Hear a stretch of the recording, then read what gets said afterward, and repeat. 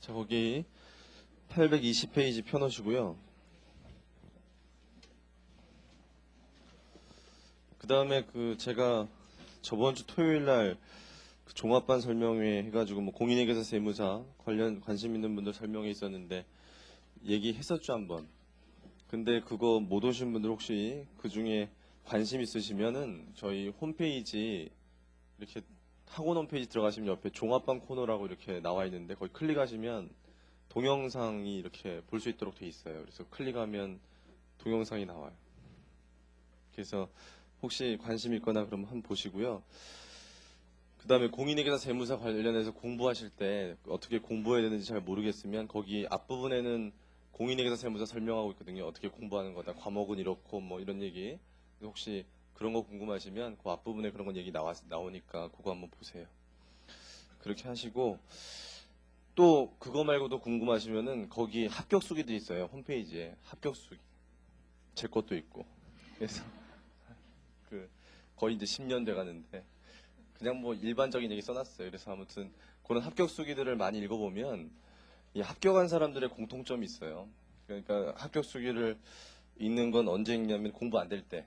공부가 안 되고 뭐 내가 이 짓을 왜 하고 있지? 뭐 이렇게 공부도 안 되고 회의도 들고 뭐 자꾸 딴 생각 들고 이럴 때 남들이 어떻게 공부했는지 읽어보면 가끔 뭐 하여튼 사람들마다 조금씩 달라요. 그 공부했던 방법이라든지 좀 이렇게 흘러가는 과정이 약간씩 다르지만 결국에 합격할 때쯤 되면 모든 게 어떤 공통점이 있어요. 그 사람이 어떻게 했다는 사실 자체가. 그래서 그런 것들을 읽다 보면 아 이렇게 해야 되겠구나 이런 생각이 좀 많이 들거든요. 그래서 여러분들 공부 안 될 때 그런 것 좀 보시면 되고 820페이지 보시면 제 5절에 기타 사항이라고 있는데 거기서 볼 거고요.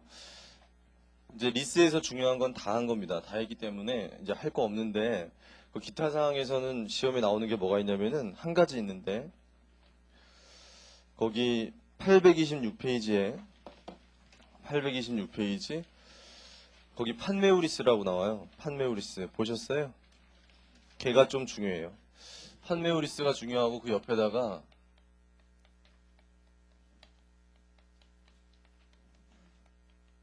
실질 우선의 원칙이라고 좀 적어 놓으세요. 실질 우선의 원칙. 판메우리스 옆에다가 그럼 하나만 더 물어볼게요. 우리 운용 리스와 금융 리스 배웠죠? 둘 중에 실질 우선의 원칙이 뭐예요? 금융 리스. 판매우 리스도 그래요. 왜 그런지는 거기 밑줄 쳐드릴 거고. 다시 앞으로 가서 하나씩 볼게요. 앞에서 820페이지 제일 먼저 뭐가 나온 제 5절에 공동 리스하고 공유 지분 리스가 나오는데 중요한 거 아니고요. 용어만 잘 이해하세요. 용어만 굉장히 간단해요. 먼저 첫 번째 공동 리스는 할 것도 없는데 뭘 말하는 거냐면 리스 회사가 비행기를 리스하는데 비행기는 한 대당 가격이 굉장히 비싼 거 알죠? 그 비행기 한 대가 굉장히 비싸기 때문에 리스 회사 한 회사가 그 리스 비행기를 구입할 수 없을 수가 있어요. 돈이 없어서. 그 비행기 살 돈이 다 안 되니까. 그럼 어떻게 할 수 있냐면 여러 개 리스 회사가 합쳐가지고 돈을 모아서 비행기 한 대를 사요. 그 다음에 그걸 리스해요. 그걸 공동 리스라고 해요.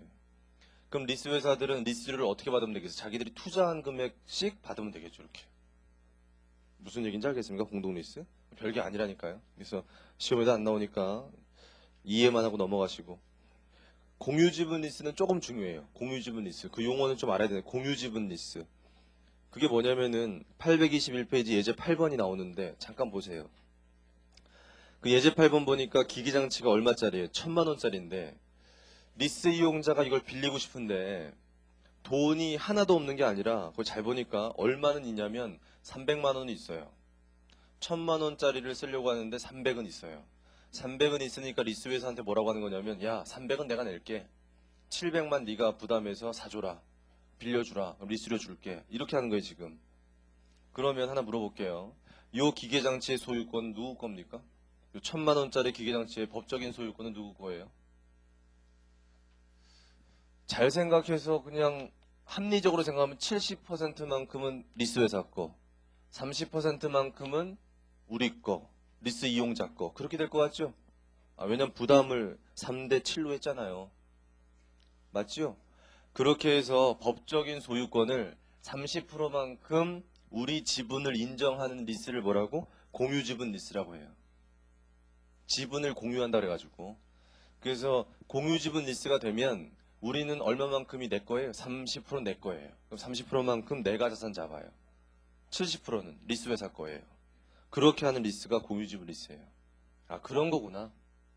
거기 사례가 한번 나오는데 나중에 보시고, 그게 중요한 게 아니고 이게 중요해요. 6번째 줄에 거기 821페이지 6번째 줄 끝에 보시면 일부 부담분만큼 공유지분이 인정되지 않는다면 기본 리스를 선급한 것이므로 이를 장기 선급 리스로 계상하고 리스 기간을 걸쳐 비용화해야 된다. 이걸 밑줄 치세요.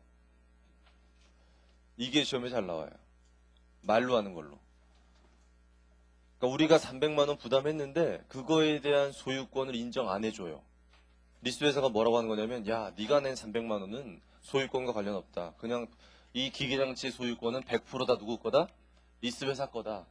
너는 그냥 300만 원 낸 거다. 그렇게 한다면 우리가 낸 300은 뭐예요? 앞으로 낼 리스료를 미리 낸 거에 불과하죠. 이해됐어요? 뭔지? 그랬을 때 이렇게 하래요. 밑줄 친 것처럼. 그거를 말로 기억하고 계세요. 그 정도만 알면 돼요. 그리고 넘어갈게요. 예제 8번은 하고 싶을 때 나중에 한번 해보세요. 823페이지에 제조업자, 판매업자가 리스 회사인 경우, 걔도 1차 시험에 한 번인가 나왔어요. 얘도 세무사 시험인가 나왔는데 거기다가 판매형 리스라고 적어놓으세요. 판매형 리스. 판매형 리스. 판매 후리스 아니에요. 판매형 리스라고 적어놓으세요. 판매형 리스 이렇게. 이 판매형 리스가 뭐냐면은 이제까지 우리가 리스를 배울 때는 리스하는 리스 회사가 그 자산을 직접 만드는 거 아니었죠. 자기가 그 자산 파는 것도 아니었죠. 자기가 걔가 오니까 구입해서 빌려준 거잖아요. 이렇게. 맞아요. 지금까지. 근데 여기서 두 번째 나온 이거 판매형 리스 뭐냐면은 리스 회사가 자기가 만든 거예요. 제조업자 또는 자기가 파는 거예요. 그걸 리스 형태로 파는 거예요. 대표적으로 어디가 많이 하냐면 자동차 회사들이 많이 해요. 자동차 회사들이 자동차 팔 때요. 리스 형태로 많이 팔아요. 거기 나온 것처럼. 그래서 나중에 보실 수도 있는데 왜 이 리스 형태로 많이 팔았냐면 특히 외제차 파는 회사들이 이거 많이 했어요. 우리나라에서 예전에. 최근에는 뭐 우리나라 차도 많이 하는데 외제차를 왜 이걸 많이 하냐면은 예전에 이제 뭐 80년대 그때는 지금이야 외제차가 워낙 흔하잖아요. 여러분들 주변에 많이 보고 있고 또 예전에 외제차 타면 손가락질 당했잖아요. 저런 나쁜 놈, 매국노 막 이랬는데 요즘에는 뭐 부럽다 이렇게 쳐다보죠 이렇게. 아버지 잘 만났나 보다 뭐 이런 생각하는데 그 외제차를 예전에 연예인들이나 또는 정치인들이 타고 싶잖아. 이게 돈이 있는데 타고 싶은데 정치인일수록 이 눈치 봐야 되잖아요. 뭐 잘못하면 찍히니까. 그래서 안 되겠구나, 이게 외제차 못 타겠구나 이러고 있는데 또 걔네들은 뭐 하냐면요. 이 고위공직자 정치인들은 재산 변동 신고를 해야 돼. 1년에 한 번씩. 정부에다가 자기 재산이 어떻게 변하고 있는지를 신고하도록 돼 있단 말이에요. 이렇게. 근데 재산을 신고하려고 하는데 거기다 딱 외제차가 딱 나오면 바로 찍힐 거 아니에요. 리스트에 외제차 딱 나오면. 그러니까 이게 타고는 싶은데 살 수는 없고 아주 가슴이 아파요. 돈은 있는데. 그러니까 그때 오는 사람이 리스 회사가 와요. 와서 리스로 사라고. 리스로 사면 그 자산이 누구 거예요? 리스 회사 거예요. 소유권이 내 게 아니에요. 그러니까 재산 변동 신고할 때 안 넣어도 돼요. 내 자산이 아니니까 법적으로. 그러니까 누가 와서 너 외제차 타네 그럼 뭐라 하면 돼? 빌려 타는 거 이거. 빌려서 타는 거. 이렇게 하면 되잖아 이게. 그러니까 리스 형태로 구입하는 게 있었어요. 그런데 여기 보면 거기 밑줄을 좀 칠게요. 세 번째 문단에 거기 보시면 리스 회계 처리 준칙에서는 거기 밑줄 치세요. 제조업자 또는 판매업자가 제조 또는 구매한 자산을 금융리스 계약의 형태로 판매하는 경우에 매출액과 그에 대한 금융리스 채권액은 기본 리스료 및 무보증 잔존가액의 합계액을 가중평균 차입이자로 할인한 금액과 공정가액 중 낮은 금액으로 하고 리스 이용자 입장에서도 기본 리스료를 가중평균 차입이자율로 할인한 금액과 공정가액 중 낮은 금액으로 한다. 이렇게 돼서 정신없죠. 아주 읽어보니까. 근데 그 밑에 정리되어 있기 때문에 그 정리되어 있는 것만 나중에 보시면 돼요. 정리되어 있는 거. 그 밑줄 친 게 그 정리되어 있는 거예요. 정리되어 있는 걸 잘 보시면 금융리스 채권을 보세요, 먼저. 그거 우리가 이제까지 봤던 거랑 똑같나요? 우리가 이제까지 금융리스 채권은 뭐라고 배웠죠? 금융리스 채권은 공정가액. 공정가액이라고 배웠고, 그 공정가액은 뭐랑 같은 거예요? 기본 리스료와 무보증 잔존가액을 현재 같이 하는데, 뭐로 현재 같이 하는 거? 내재 이자율. 내재 이자율로 현재 같이 하면 같아진다고 배웠잖아요, 우리. 방금 전까지. 맞아요? 그러면 거기 보면 공정가액이랑 원래 같은 건데 여기는 둘 중에 뭐라고? 작은 걸로 돼 있죠. 왜 그러냐면 얘는 현재 가치 할 때 지금 뭐로 돼 있어요? 가중평균 차이 비자율로 돼 있기 때문에 기준이 왜 그렇게 됐냐면은 뭐 기준 만든 사람이 이렇게 생각했나 봐요. 뭐 이런 리스를 전문적으로 하는 회사가 아니라 제조업체나 판매업체가 리스를 할 때는 내재 이자율이 정확하게 없을 거다. 그러니까 그런 회사들을 이렇게 현재 가치 할 때는 가중평균 차이 비자를 하는 게 낫겠다. 이런 판단하에서 기준을 이렇게 만든 건데 그렇게 하다 보니까 가중평균 차이 비자율로 현재 가치 하면 공정가액이랑 안 맞을 수 있잖아요. 그래서 안 맞을 수 있으니까 둘 중에 작은 거라고 한 거예요. 왜 둘 중에 작은 걸로 한 거냐면은 이것 좀 잘 보세요. 우리가 이제까지 리스 회사가 처음에 리스 시작하면 분계가 이렇게 됐었죠. 이제까지 선급, 리스, 자산이 없어지면서 차변에 뭐가 잡혔어요? 금융 리스, 채권이 잡힌 게 이제까지의 우리 리스 회계 처리였죠. 이렇게. 그럼 지금 배우는 판매형 리스는 이게 좀 달라요. 왜 다르냐면 얘는 리스 자산을 구입해서 빌려주는 게 아니죠. 얘는 뭐냐면 리스 자산을 자기가 만들어서 빌려주든지 아니면 팔려고 갖고 있는 걸 빌려주는 거죠. 이렇게. 그러다 보니까 얘는 대변에 나오는 계정 과목이 달라요. 뭘까요? 판매형 리스에서는 이거 잘 기억하세요. 매출이에요. 이게 매출.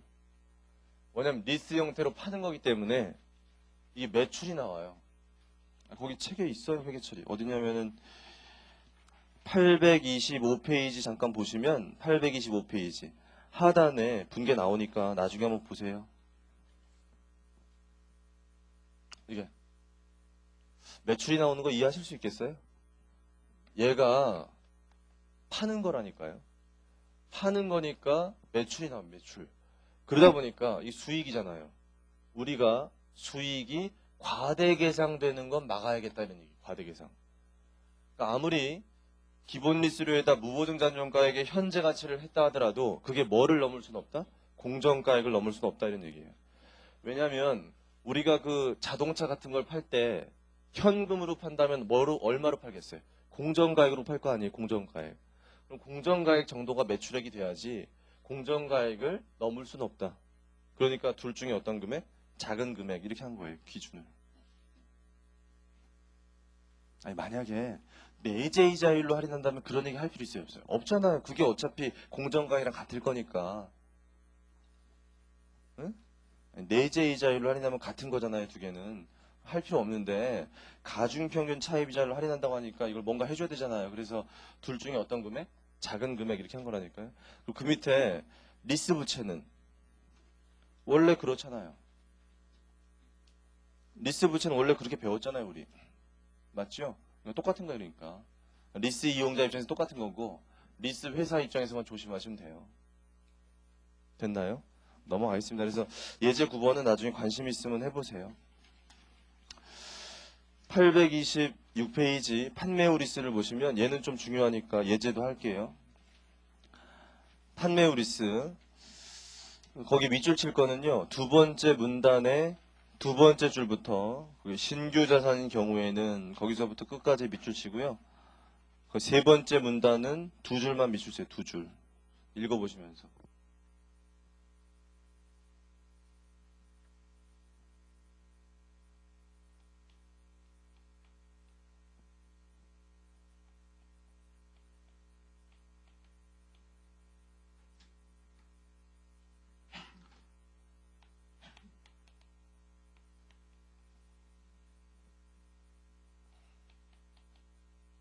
자 보세요. 어떤 거냐면은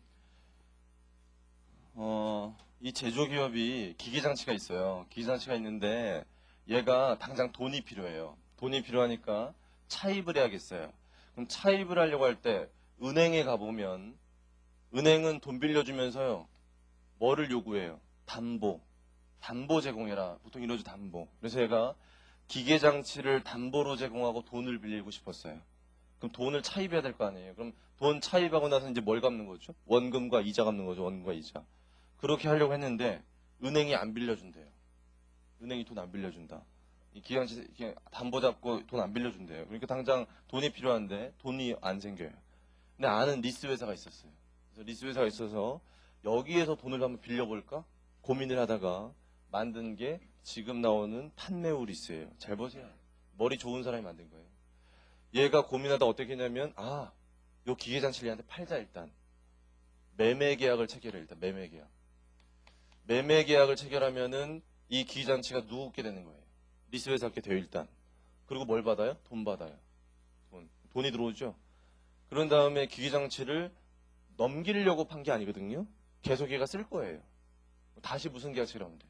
리스 계약 체결하면 돼. 리스 계약. 그러니까 이 소유권은 어디로 갔어요? 이로 넘어가고 다시 빌려 쓰는 거야 이제. 빌려 쓰면서 이제 뭘 주면 돼요? 리스료 줘야죠. 리스료에는 뭐가 포함되어 있다? 원금과 이자. 이게 판매 후 리스예요. 그러니까 매매 계약 한번 체결하고 리스 계약 한번 체결하고. 그랬더니 뭐 한 거랑 똑같은 효과가 생겨요. 차입한 거랑 똑같은 효과가 생겨요. 돈 빌려오고 갚고 이렇게. 이해됐어요? 똑똑한 사람이 만든 건데 그런데 거기 기준을 보니까 지금 밑줄 친 거예요. 기준에 뭐라고 돼 있냐면 이렇게 돼 있어요. 요 기계장치가 신규 자산일 때와 중고 자산일 때 다르다. 이렇게 돼 있어요. 무슨 얘기냐면 요 기계장치가 새 거라면 뭘 인정해 주겠다? 판 거를 인정해 주겠다. 이 매매 계약을 인정해 주겠대요. 형식을 인정해 주되 팔았을 때 뭐가 생기겠습니까? 처분 차익 생기겠죠. 처분 차익이 생기면 그 처분 차익을 당장 인식하지 말고 리스 기간에 걸쳐서 안분해서 인식해라. 그렇게 돼 있어요. 기준이. 그거 읽어보시면 그렇게 돼 있죠 지금. 다시요. 보세요. 잘. 신규일 때는 어떻게 한다고? 신규일 때는 처분한 걸 인정한다. 인정하는데 처분했을 때 생기는 처분 차익을 당장 잡지 말고 이연해서 잡아라. 그렇게 돼 있어요 보니까. 맞아요? 그런데 중고자산일 때는 거기 뭐라고 중고자산이니까 세 번째 문단의 중고자산일 때는 그 꼴을 못 봐주겠다. 도저히 못 봐주겠다 이거는. 매매계약과 리스계약 인정하지 않는다는 거예요. 그러니까 이 중고자산일 때가 바로 실질 우선이에요. 형식 우선이 아니라 실질 우선이가 실질 우선인데 실질이 뭐다 이거는? 중고는 얘가 쓰던 거잖아요. 쓰던 걸 이짓하는 건 정말 넘길 게 아니잖아요 보니까. 그냥 이거 갖고 차입한 거잖아요. 그러면서 형식으로 이거 한 거니까 이건 정말 이거 인정 안 하겠다. 인정 안 하고 뭐 한 걸로 회계 처리해라? 차입한 걸로 회계 처리. 차입. 그러니까 차입금 잡고 이자 갚는 걸로 이렇게 회계 처리하는 거예요. 그게 그 밑에. 그래서 예제 10번을 지금 보실래요?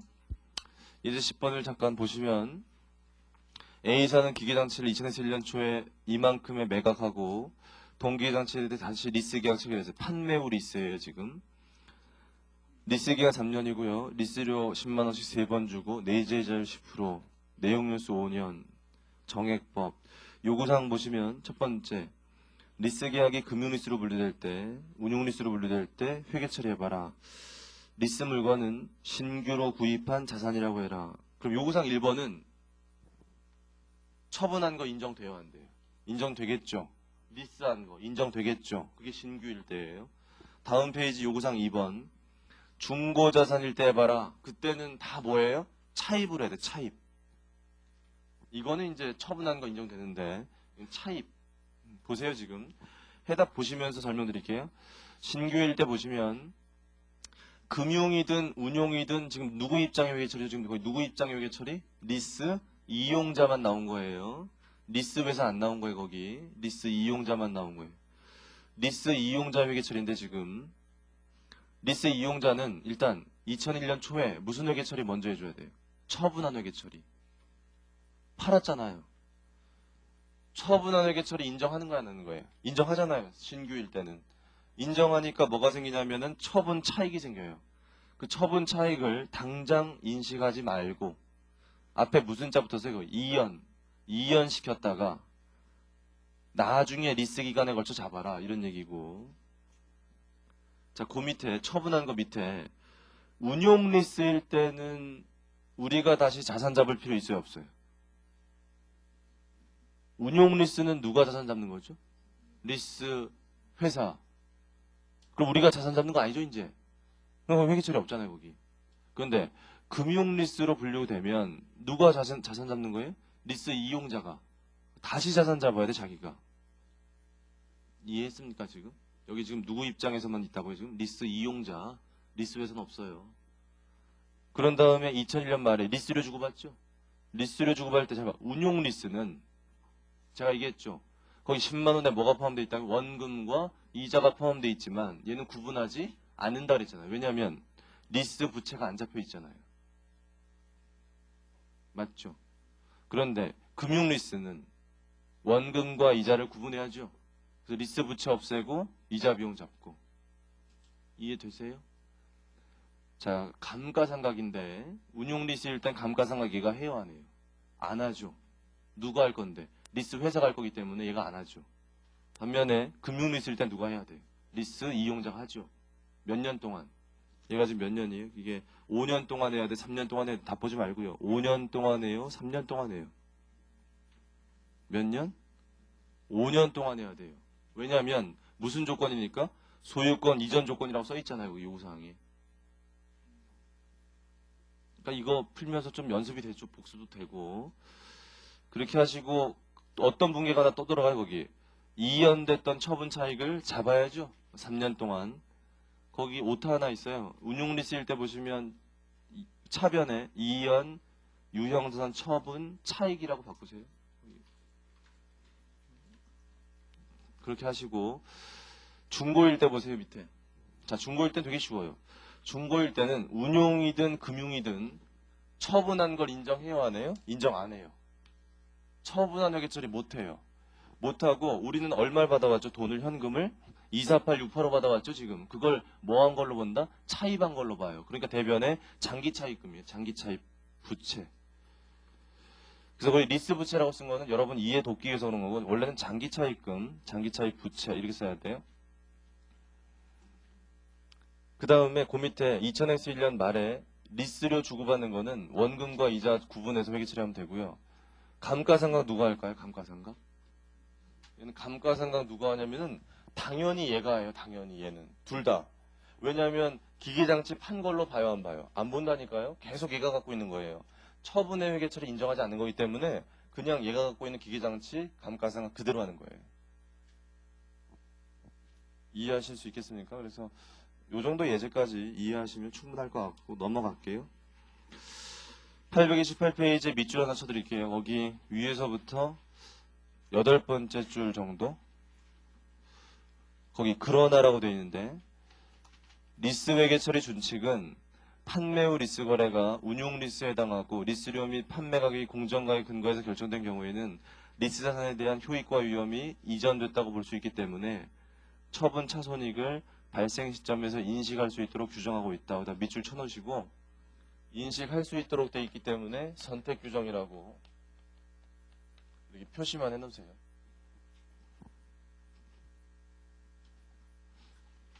그러니까 지금 여기서 분명히 이연시키라고 그랬잖아요. 이연시키라고 했는데 거기 밑줄 친 요건을 만족하면 바로 인식할 수도 있대요. 참고만 하세요. 얘도 뭐 잘 나오는 건 아니니까 밑줄 잘 쳐놓으시고 공시가 나오는데 공시도 혼자 보세요. 중요한 거 아닙니까? 830페이지까지 혼자 보시고 연습 문제 나오는데 연습 문제는 여러분들이 뭐 시간 있을 때 한 번씩 풀어보시면 돼요. 넘어가겠습니다.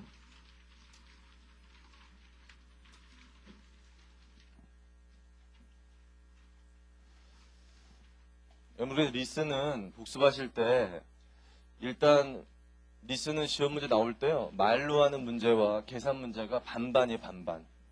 그래서 말로 하는 문제가 많이 나오는 편이에요. 그러니까 리스를 공부할 때는 이 말을 조심하세요. 그 리스 기준에 맞는 말인지 틀린 말인지를 좀 말로 하는 걸 좀 조심하시고, 그 다음에 계산 문제는 항상 운용과 금융을 이렇게 구분해서 이렇게 생각하시면 되고, 운용과 금융 중에 금융이 더 잘 나와요. 금융. 그렇게 알고 계시면 되겠습니다. 14장의 수익의 인식.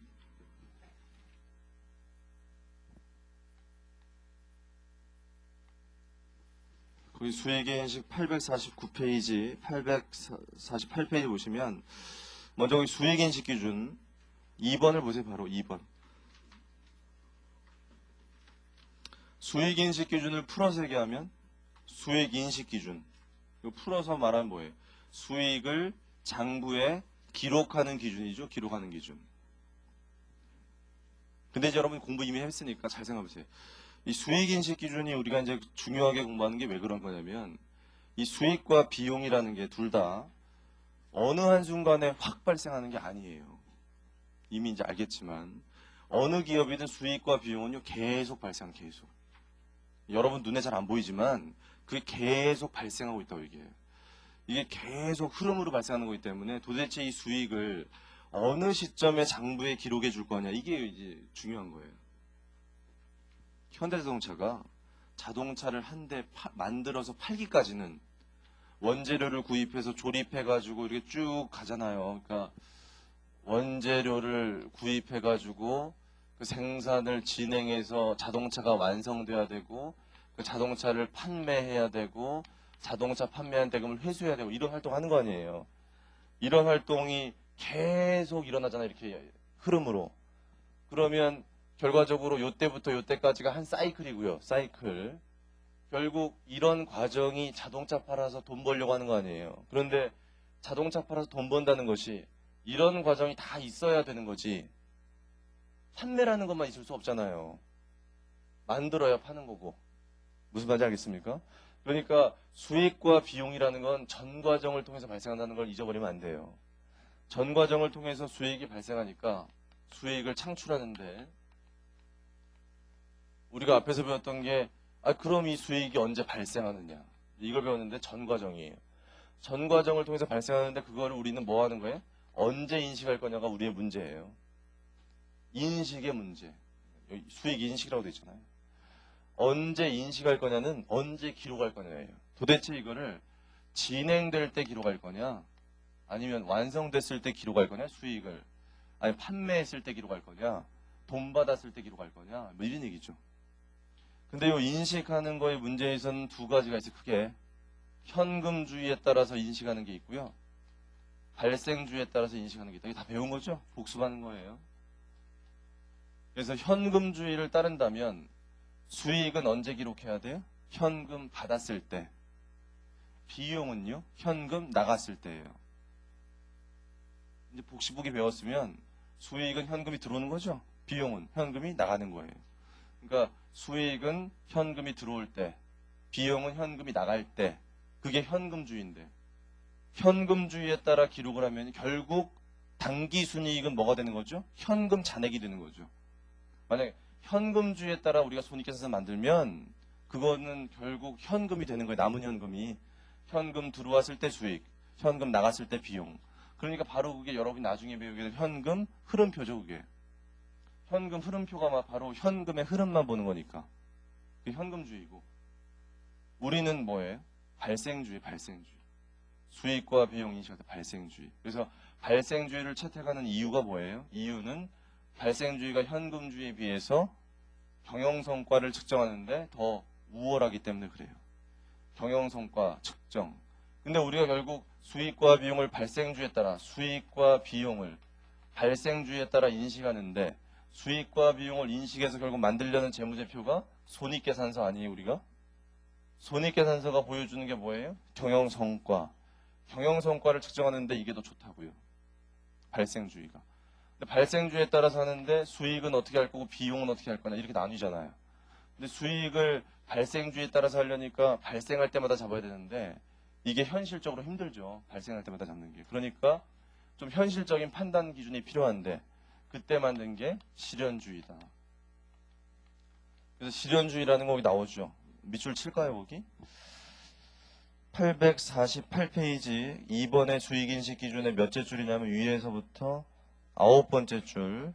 따라서 수익의 인식과 측정에 있어서는 발생주의를 후퇴시키고 일정한 요건 설정해서 요건이 충족한 시점에서 수익이 발생했다고 보고 수익을 인식하는데 이를 실현주의라고 한다. 알아두셔야 되고요. 결국 실현됐을 때 인식하자 이런 얘기. 실현이란 말 많이 나오죠, 우리. 실현됐을 때 인식하는 건데 언제가 실현됐는지 알아야 될 거 아니에요. 그때 요건이 첫 번째가 거기 나와 있지만 측정 요건 또는 실현 요건이라는 게 있고 두 번째가 가등 요건이라는 게 두 가지가 만족했을 때다. 이 측정 요건이라는 거 다시 한번 생각해 보시면 뭐냐면 수익 금액을 화폐 금액으로 알 수 있어야 돼요. 그래야 기록하니까. 화폐 금액으로 알 수 있어야 되고 더 중요한 거는요. 그 화폐 금액을 어떻게 해야 돼요? 현금으로 회수할 수 있어야 돼요. 여러분 회계 공부하면서 현금으로 회수하지도 못하는 거 수익 잡는 거 아니에요.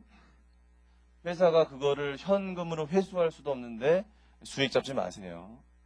바보짓이라고요, 그게. 현금으로 회수할 수도 없는 거 잡지 않는 거예요. 현금으로 회수할 수 있어야 되겠더라, 이런 얘기예요. 가등 요건이란 건 뭐냐면 수익을 획득할 수 있는 대부분의 노력이 투입됐어야 된다는 얘기예요. 우리가 노력을 다 했어야 된다. 가득. 이 두 가지 요건이 만족했을 때 실현됐다고 보고 그때 수익을 인식한다 이렇게 돼 있어요. 기록한다. 근데 이 실현되는 시점이라는 게 회사마다 다르더라. 어떤 회사는 진행될 때 되더라. 어떤 회사는 판매할 때 되더라. 이런 얘기예요. 그래서 이 네 가지가 있는데 우리나라에서는 중요한 게 뭐예요? 이 네 가지가 있는데 우리나라에서 중요한 건 그림 나와 있는데 849페이지에 그림 나와 있죠, 중간에. 이 그림 네 가지 중에서 중요한 거는 진행 기준이 제일 중요하고 그 다음에 판매 기준이다 이런 얘기예요. 완성 기준과 회수 기준 중요성이 떨어지더라. 그 이유는 이 두 가지는 원칙적으로 인정이 안 돼요. 원칙적으로는 이 두 가지만 있어요. 우리나라에 두 가지만. 완성과 회수는 예외적으로만 존재. 예외적. 그 예외적인 것들은 나중에 가르쳐 드릴게요. 그래서 원칙적으로는 판매와 진행이기 때문에 판매와 진행만 잘 알면 되는데 이 판매와 진행 중에서 뭐가 더 잘 나오냐면 진행이 더 잘 나오는데 그 이유는 얘는 너무 쉽거든요. 해보면. 얘가 좀 더 어렵기 때문에 진행이 잘 나오더라. 또 진행은 조금 이따 배우시면 가장 중요한 게 건설업이거든요. 건설업이기 때문에 진행이 주제되면 90%가 건설업에서 나와요. 그래서 우리가 14장에서 배우는 회계처리가 건설업 회계처리 배울 거고요. 내일 건설업 회계처리. 건설업 회계처리는 뭐예요? 업종별 회계처리죠. 우리가 방금 전에 13장에서 뭐 배웠어요? 리스, 그 다음에 건설업. 이 두 가지가 우리가 중급 회계 때 배우는 업종별 회계처리예요. 이 두 가지. 자, 그 다음에 이제 849페이지 거기 3번 보세요. 3번 중간 밑에 수익의 측정. 측정은 뭐랑 같은 말이에요? 측정, 평가. 측정, 평가 같은 말이죠? 같은 말인데 어떤 의미예요? 화폐 금액 결정하는 거. 혼자 읽어보시는데 첫 번째 줄만 보세요. 지금 수익은 재화의 판매, 유용의 제공이나 자산의 사용에 대하여 받았거나 또는 받을 대가의 공정가액이다. 그 얘기는 잘 적으세요. 여기다. 유입가치로 한다는 얘기입니까? 유출가치로 한다는 얘기입니까? 둘 중에 뭐란 얘기예요? 유입이에요. 유입. 제가 그 얘기 한번 해드렸죠. 자산의 취득원가는 뭐예요? 유출가치가 원칙이고요. 수익의 발생은 유입가치가 원칙이에요. 그거는 복식부기로 이해하면 돼요. 복식부기, 복식부기. 보시면은 자산의 취득은 여기 자산이 오잖아요. 자산이 오니까 자산을 취득하려면 대가를 지급해야 되잖아요. 대가를 지급한다는 건 유출되는 거 아니에요. 유출. 그 자산의 취득원가는 나가는 가치로 되잖아요. 이렇게 원칙이 나가는 가치. 반면에 수익이라고 하는 건 대변의 수익이 발생하는 거 아니에요. 매출이든 뭐든. 이쪽에 수익이 발생하는데 얘는 뭘 받잖아요. 받으니까 생기는 거 아니에요. 그러니까 이 수익의 측정은 유입가치가 원칙이에요. 유입가치를 모를 때 유출가치가 되는데 다음 페이지 보시면 850페이지 셋째 보세요. 셋째. 성격과 가치가 상이한 거 밑줄 쳤었죠 우리 이거. 이거 뭐 할 때 밑줄 쳤어요 이거. 8장 할 때 교환에서 교환. 팔장 할 때 교환을 배울 때 교환이 자산의 취득이잖아요. 그때 뭐라고 배웠냐면 얘가 교환했을 때 제공한 가치가 원칙이고 그걸 몰랐을 때 취득한 가치로 한다. 그래 돼 있었죠. 얘는 뭐라고 돼 있어요? 얘는 수익인데 지금 취득한 게 원칙이고 몰랐을 때 제공한 거라고 돼 있잖아요. 거꾸로잖아요. 거꾸로. 그래서 지금 한 얘기 때문에 그렇다라는 걸 꼭 알고 계시고 그 밑에서 네 번째 거래의 식별은 혼자 읽어보시고 제2절의 생산기준 보시면 생산기준이 이거 얘기하는 거죠. 진행기준 또는 완성기준인데 거기 첫 번째 줄 생산기준은 수익을 생산기간 중에 또는 생산 완료 시점에 인식하는 거다. 진행기준, 완성기준. 이해하셨죠? 뭐가 중요하다고요? 둘 중에? 진행기준. 851페이지 보시면 용역의 제공이 나와요. 첫 번째. 그 옆에다 적어 놓으세요. 무슨 기준일까요? 무슨 기준? 진행기준이라고 적어 놓으세요. 진행기준. 용역의 제공. 용역 매출. 진행기준 적어 놓으시고 밑줄 쳐드릴게요. 그 밑에. 몇째 줄이냐면은 여섯 번째 줄 끝에 기업회계 기준에서도 용역의 제공으로 인한 수익을 장단기를 불문하고 진행 기준에 따라 인식하도록 되어 있다. 밑줄 치시면 돼요. 그 밑에 있는 거 읽어보시고 예를 하나 들어드릴게요. 은행을 예를 들어 은행. 은행은 무슨 서비스 제공하는 거죠? 금융 서비스. 금융 서비스를 제공하는데 그러니까 은행은 우리한테 뭘 빌려줘요? 돈 빌려주죠? 돈 빌려주는데 100만 원 빌려줬을 때 은행은 돈 빌려준 걸 대출금이라고 해요. 대출금. 대출금이라고 적어놓고 금리를 10% 적용했다 가정하고 1년 후에 이자를 받아요. 은행이. 그러면 1년 후에 받을 건데 기말이 됐어요. 은행의 결산일은 이날인 은행도 있고 아닌 은행도 있는데 이날이라고 치고 그랬을 때 2000X 2년 6월 말에 이자를 받을 거지만 이때 뭘 잡도록 돼 있어요? 차변에 미수이자 잡고 대변에 이자 수익 잡도록 돼 있다는 거 다 아실 거고 절반만큼 줘서 이렇게 하는 걸 여러분 이제까지 뭐라고 배웠어요? 이거를 발생주의다. 그냥 배우죠. 발생주의. 여러분 이제 회계 원리할 때는 그냥 발생주의 이렇게 해서 발생한 만큼 잡잖아요. 이렇게. 근데 결과적으로 이게 발생주의인데 발생주의에 따라 지금 수익을 잡는 건 또 실현주의라고 그랬잖아요. 이렇게. 그랬을 때 이게 잘 보면 은행의 주수익은 뭐예요? 은행의 주수익은 이자 수익이죠. 이자 수익. 이자 수익인데 이 이자 수익이 이 두 가지 요건을 봤더니 측정 요건이 언제 만족하더라? 돈 빌려줄 때 이자 금액을 알고 이자는 회수할 수 있다고 봐야겠죠. 일단. 그 다음에 가득 요건은 뭐에 발생하냐면 시간이 흘러가면 만족하죠. 이렇게. 시간이 흘러가면 가득되는 거 맞죠? 그러니까 얘는 진행되면서 만족하잖아요. 그러니까 진행된 것만큼 잡는 거죠. 이게 수익을. 결국 이게 무슨 주의예요, 이게? 이게 진행 기준이에요, 진행 기준. 수익 인식을 진행 기준에 따라 한 거죠, 이게. 이해했죠? 넘어가고. 나머지는 읽어보시고. 852페이지. 852페이지. 이자, 배당금, 로열티. 거기 중간에 보세요. 밑으로 가서. 이자 수익, 배당금 수익, 로열티 수익 세 가지 나와 있죠? 거기 보세요. 이자 수익은 읽어보시면 뭡니까? 진행 기준이에요, 진행 기준. 지금 했잖아요. 여기. 진행 기준 했고. 배당금 수익을 조심하세요. 배당금 수익.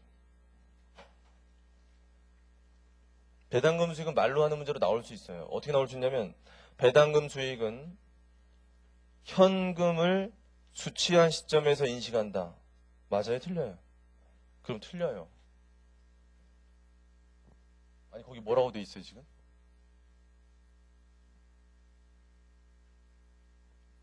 배당 받는 것이 확정됐을 때 그게 언제일까요? 주총시. 주총 끝난 다음에 현금 배당 받는 거죠? 현금 배당 수령시.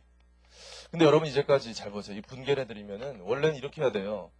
주총시의 투자자 입장에서는 미수 배당금을 잡아야 되고 대변에 배당금 수익을 잡아야 되고요. 이거 참고하세요. 이렇게 해야 되고 얘가 뭐 해야 되냐면 현금 받고요. 이때 미수 배당금을 없애는 게 맞아요. 이게 원칙이에요. 이렇게 하는 거예요. 거기 표현상. 이렇게 하는 걸로 알고 있어야 돼요.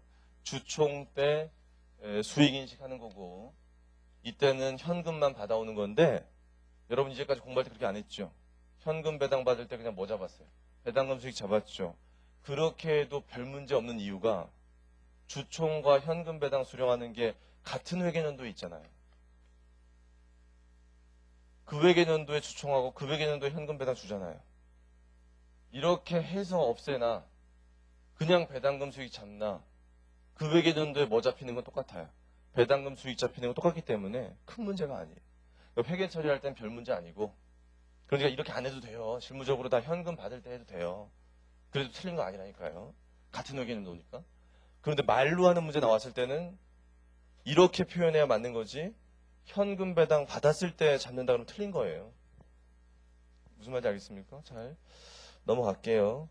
로열티 수익은 혼자 읽어보세요. 진행 기준 853페이지 자연적 가치 증가가 있는데 중요한 거 아니에요. 중요한 거 아니고 그냥 넘어가도 되는데 참고해서 말씀드리면 첫 번째 줄에 목축업, 산림업, 주류업 이런 게 있는데 목축업 얘기해 보면은 돼지 키우거나 소 키우거나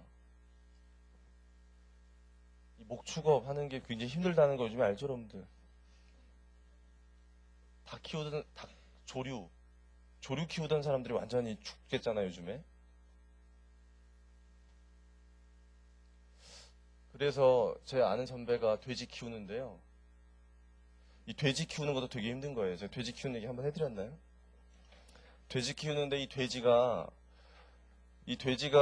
이 적당한 크기가 됐을 때 여러분 생각할 때 돼지가 점점 크면요 몸무게가 점점 많이 나가니까 뭐 고기가 점점 많아질 것 같고 계속 가치가 증가될 것 같죠 돼지가.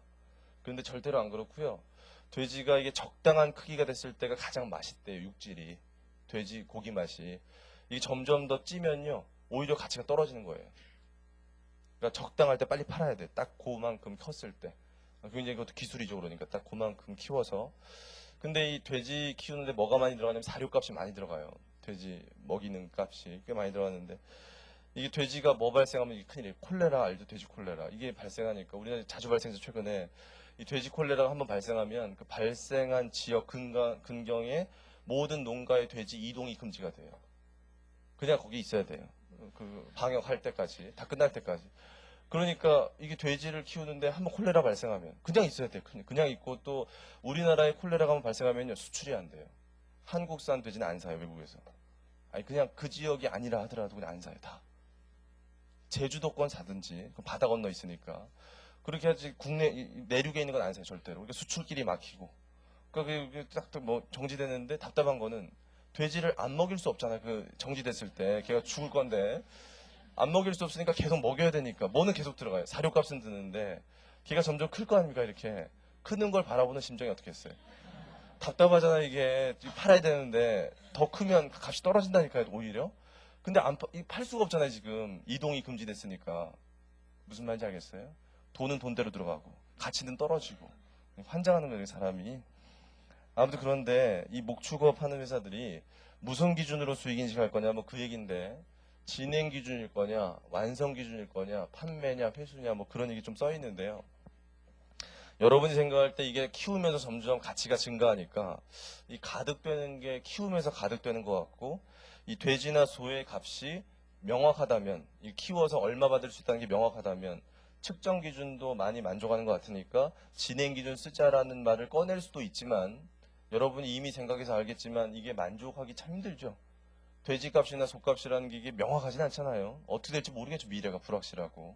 이 측정 요건도 불확실하고 가득되는 것도 좀 약간 불확실하고. 그래서 얘네들은 거기 중간에 보시면 위에 두 가지 견해 중 기업 회계 기준에서는 판매 시점에서 수익을 인식하자는 견해를 따르고 있다. 밑줄만 쳐놓으시고요.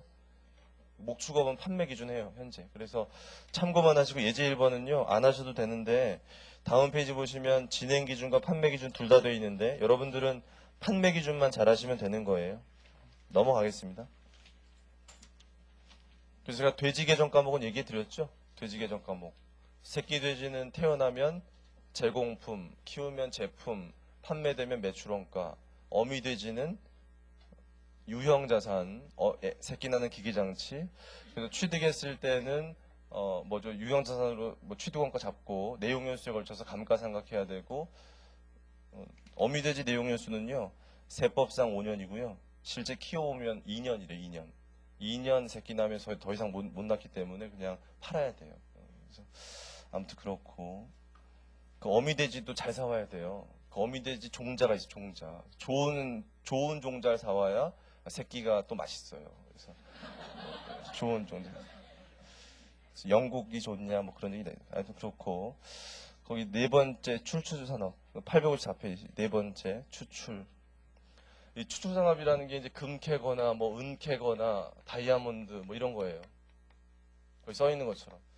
그랬을 때 얘네들은 그것도 시험에 나오는 건 아니에요. 중요하지 않아요. 중요하지 않은데 걔네들은 뭘로 할 거냐를 고민할 때 진행 기준 하는 사람들이 가끔 있는데 진행 기준은 아니에요. 왜냐면은 우리가 금이 있다는 걸 발견을 하고 파고 들어가기 시작했어요. 금을 캐러. 근데 50% 팠어요. 이제 50%만 더 파면 금이 보일 것 같아요. 그러면 금 매장량이 추정이 돼가지고 이 금 매장량에 대한 이 금의 금액이 1000억으로 추정이 됐다. 50% 팠으면 500억 인식할 수 있어요, 수익을? 그럴 수 없는 거예요, 얘는. 왜냐하면 다 파서 100% 됐는데 금이 아니었다. 그럼 말짱 헛거기 때문에 이게 금이라는 게 확인되기 전까지는 수익을 인식할 수 없는 거예요. 그러니까 이런 추출 산업은 절대로 진행 기준은 못해요. 그 대신 뭐는 할 수 있냐면 완성 기준 하자. 이건 주장할 수 있거든요. 완성. 왜냐하면 얘는 캐기만 하면 파는 건 문제도 아니잖아요. 캐기만 하면. 캔다는 것이 결정적인 사건이고요. 측정 요건도 거의 만족하죠. 금 가격은 변동이 별로 없으니까. 그래서 얘는 그 완성 기준을 주장할 수 있는데 거기 읽어보시면 귀찮기 때문에 우린 또 원칙적으로 완성 기준 없기 때문에 판매 기준 해요. 밑줄 치면은 7번째 줄에 6번째 줄 기업회계 기준에서는 상품 제품의 매출액은 상품 제품의 판매에 실현된다고 규정되어 있다. 거기까지만. 그래서 넘어갈게요. 이 정도 하고. 그 예제 2번 안 해도 돼요. 넘어가시고 856페이지 주문 생산 예약 매출 거기 두 번째 문단에 밑줄 쳐드릴게요. 기업회계 기준에서도 이러한 논리 반영해서 예약 매출의 경우는 장단기를 불문하고 진행 기준의 수익을 인식하도록 규정합니다. 거기까지만. 예약 매출하는 대표적인 회사가 어디예요? 예약 매출.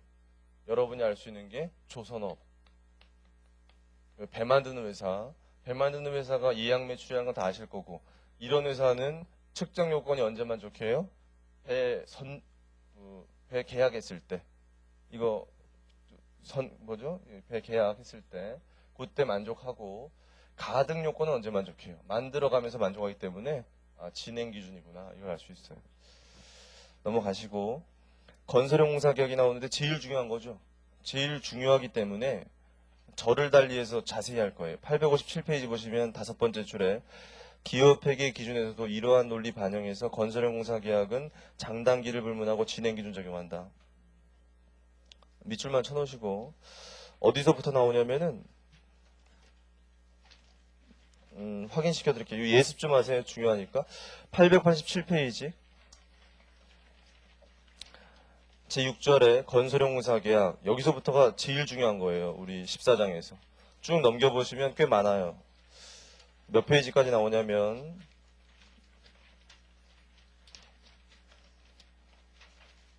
913페이지 끝까지 나오는데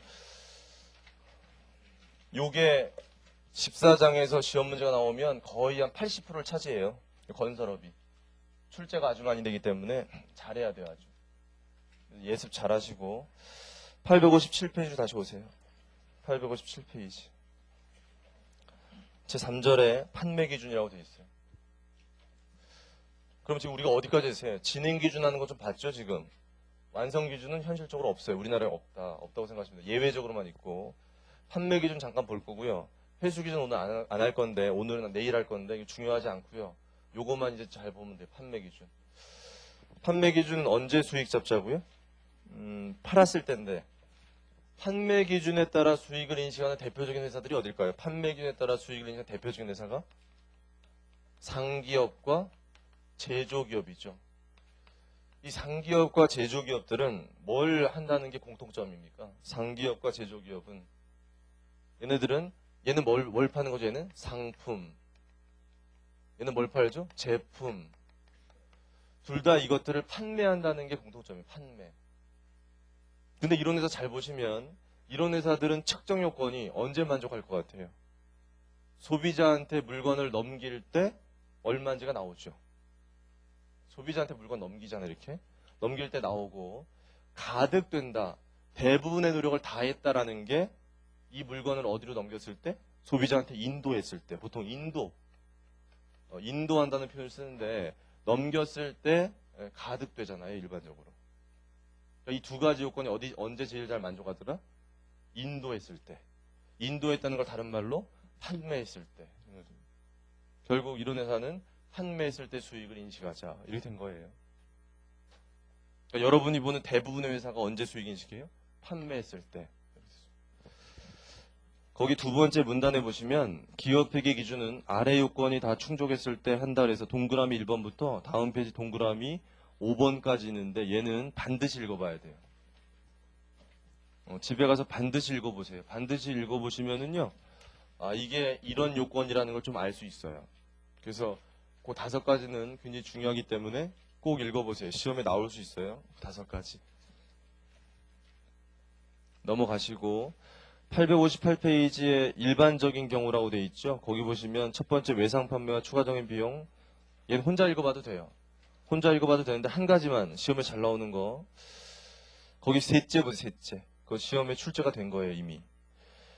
다음의 거래들은 판매 시점에 효익과 위험이 넘어가지 않았기 때문에 수익을 인식해서는 안 된다. A, B, C, D. 딱 보는 순간 객관식으로 출제되기 아주 좋겠죠, 이게? 시험 문제 뭐라고 나오겠어요?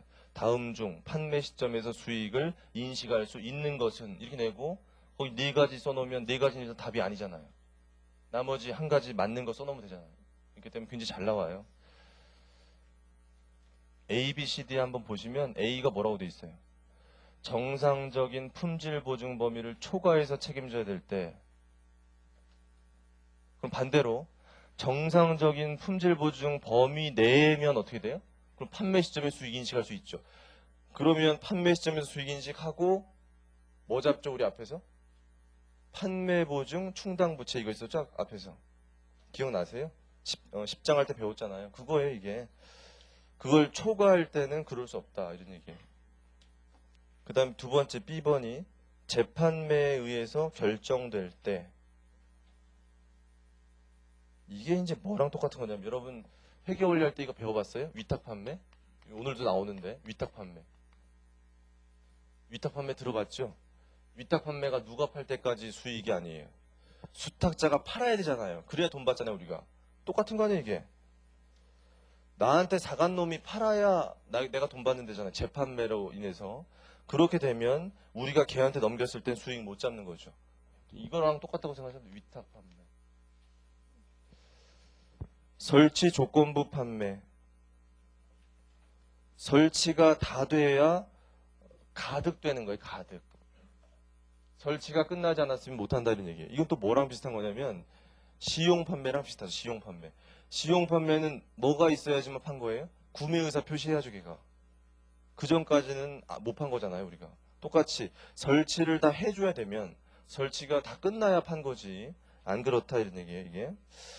다음 D번 보시면 반품 가능인데 반품 가능. 이것도 뒤에 나와요, 뒤에. 이 반품 가능성 관련해서 우리 앞에서 배울 때 3가지 말씀드렸었는데 기억나세요? 6장 할 때. 이 반품과 관련된 거 3가지 지금 다시 얘기하면 뭐냐면 3가지가 일단 반품이라는 건 모든 회사에서 어느 정도 존재하죠. 물건 판매는 하자 있으면 돌아오잖아요, 이 물건이. 반품이라는 게 존재하는데 일단 반품이 중요하지 않은 회사, 대부분의 회사가 그런데 반품이 중요하지 않으면 팔았을 때 어떻게 잡죠? 매출 잡죠. 돌아왔을 때 어떻게 하죠? 매출 환입이죠, 환입. 그게 일반적인 회사예요. 그런데 여기서 얘기하는 건 뭐냐면 그 반품이 되게 중요해요. 이 회사는. 반품이 되게 중요한데 그 반품 가능성을 예측할 수 있어요. 거기 보시면 얼마가 반품될 거라는 걸 알 수 있어요. 그렇다면 팔았을 때 수익 잡고 반품 관련된 부채를 잡아야 되는 게 밑에 나와요. 맨 밑에.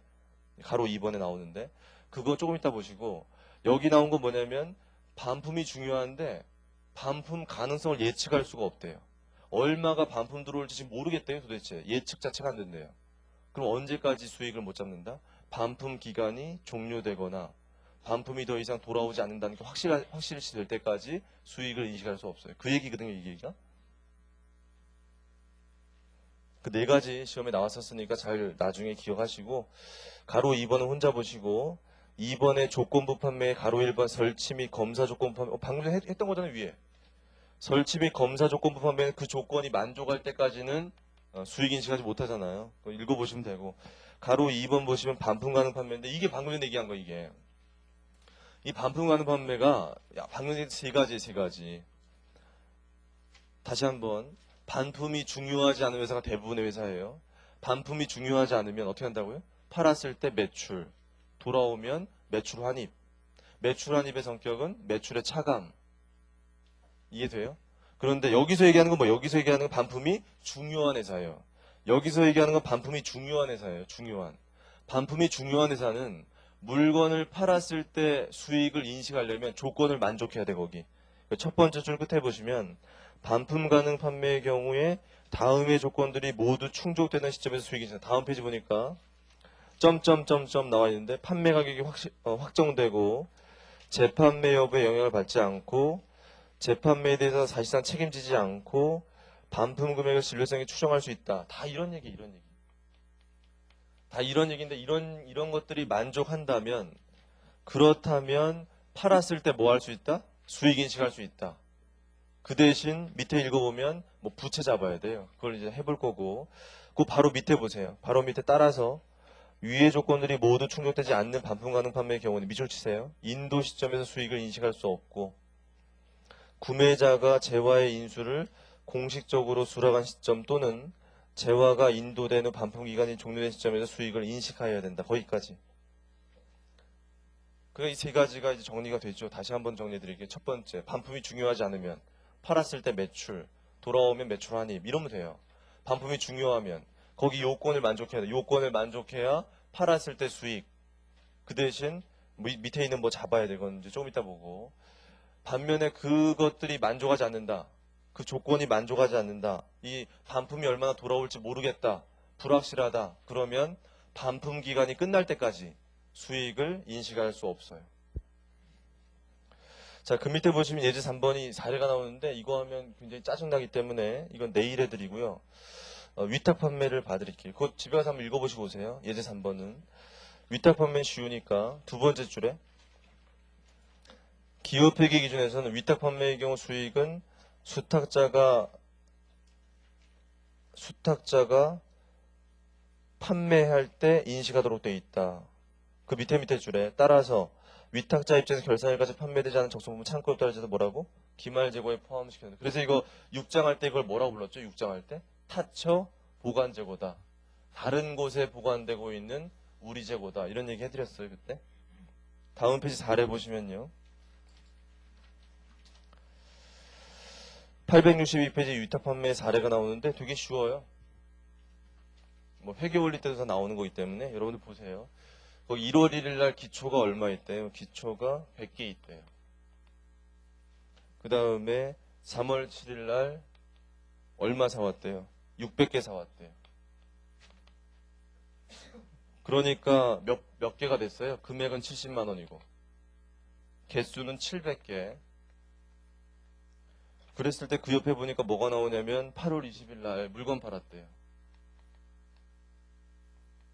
자, 8월 20일 날 물건을 누구한테 넘긴 겁니까? 보니까 8월 20일 날 거기 주 독도한테 그러니까 수탁자한테 몇 개 넘겼어요? 물건을 500개 넘겼는데 그 500개 넘겼을 때 핵심이 수익을 인식할 수 있다 없다.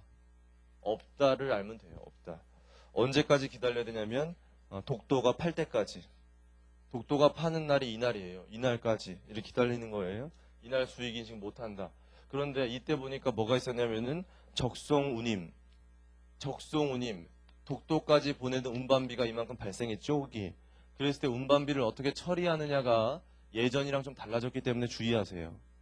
예전에는 이게 어떻게 했었냐면은 적송품의 원가에 가산시켰어요. 그러니까 우리가 보낸 물건의 취득원가에 가산시켰었어요. 그러다가 이거를 어떻게 바꿨냐면은 운반비로 바꿨죠. 그냥 단기 비용. 그 이유를 좀 말씀드릴게요. 바뀐 이유 잘 들으세요. 이거 질문한 사람 꽤 많거든요. 이게 취득원가에 가산시키자는 논리하고 단기 비용시키자는 논리 두 가지가 다 존재해요. 어느 쪽을 우리가 선택할 거냐의 문제인데 이것이 취득원가로 들어가자고 주장하는 사람들은 왜 그런 거냐면은 얘가 잘 보니까 운반비가 나갔죠. 나갔는데 운반비가 나갔을 때는 수익이 인식이 돼요, 안 돼요? 안 되죠.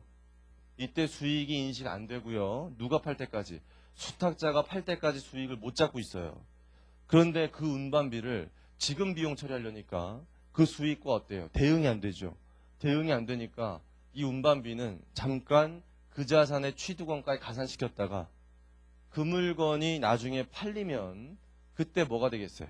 매출이 잡히면 그때 이것이 취득원가 가산됐으니까 뭐가 되겠습니까? 매출원가로 갈 거니까 그때 대응되는 거 아니냐. 그리고 수익 비용 대응의 논리라면 이 취득원가로 가는 게 맞아요. 그런 논리가 존재하는데 거기 적어드린 거 있죠? 거기 써놓은 거 863페이지 분계 밑에 보세요. 기업회계 기준에서는 재고자산의 구입이나 제조가 완료된 이후에 발생하는 보관 비용이나 판매비와 관리비는 재고자산 취득원가에 포함될 수 없다고 돼 있어요. 그렇기 때문에 적성운임을 운반비로 처리하는 게 맞겠더라. 뭐냐면은 기준의 입장이 취득원가라는 것은 취득하는 과정까지를 말하는 거지 취득이 완료된 이후에는 취득원가로 보내지 말자는 거예요. 이 적송한다는 것은 이미 취득은 완료됐죠. 이때 독도한테 보내는 행위는 뭐예요? 이거는 판매 행위죠. 판매 행위. 위탁자가요. 독도한테 물건을 보내는 거는 판매를 하기 위해서 보내는 활동이지 구매를 하기 위해서 하는 게 아니잖아요. 우리가 취득하는 과정이 아니더라 이게. 취득하는 과정이 아니고 이미 그 자산의 취득은 완료됐고 취득이 완료된 거를 판매하는 활동에서 보내는 거잖아요 지금. 보내는 과정에서 발생하는 비용은 뭐다? 판매비와 관리비다 이런 얘기예요. 판매비와 관리비는 단기 비용이 원칙이기 때문에 취득원가로 가지 말고 단기 비용 처리하자. 이런 논리가 있는 건데 이번의 기준은 이걸 채택했어요. 그래서 비용 처리하는 걸로 하세요. 운반비 비용 처리 이렇게 하시고 10월 31일 날 뭐 하면 돼요? 걔가 이제 팔았다고 보고했으니까 드디어 뭐 잡아요? 매출 잡고 누가 잡는 거야 이거? 울릉도가 매출 채권 잡고 근데 얼마 팔았냐면 거기 보니까 30만 원 팔았으니까 30만 원 받는 돈은 25만 원 5만 원만큼 뭐 해야 돼? 판매 수수료 이거 다 알죠 여러분들 넘어가시고 그럼 또 결산시 보시면 결산시 창고 재고가 얼마라고 나와요? 결산시 창고 재고 12월 31일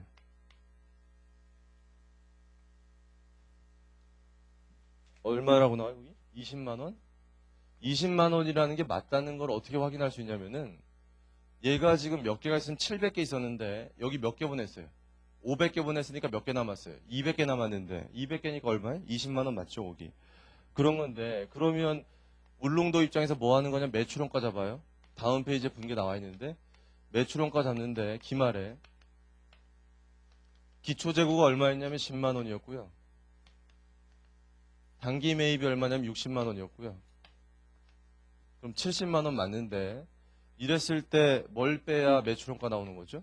안 팔리고 남은 상품을 빼야 나오는 거라는 건 다 아실 거고 이제 그랬을 때 얼마가 안 팔렸는지를 살펴보니까 얼마가 안 팔렸어요? 20만 원이 안 팔렸어요 거기 창고에. 이렇게 해서 빼보니까 매출원가가 얼마 되냐면 50만 원 돼요. 그런데 여기 매출은 지금 얼마 잡혔냐면 30만 원밖에 안 잡혔어 수익이. 매출은 이거밖에 안 잡혔는데 매출원가가 오히려 더 크게 나오니까 이상하죠 일단. 왜 그런 거예요? 왜 매출은 이거밖에 안 잡혔는데 매출원가가 이렇게 많이 잡힌 거예요? 뭘 생각 안 했기 때문에? 독도에 있는 물건 생각 안 했기 때문에.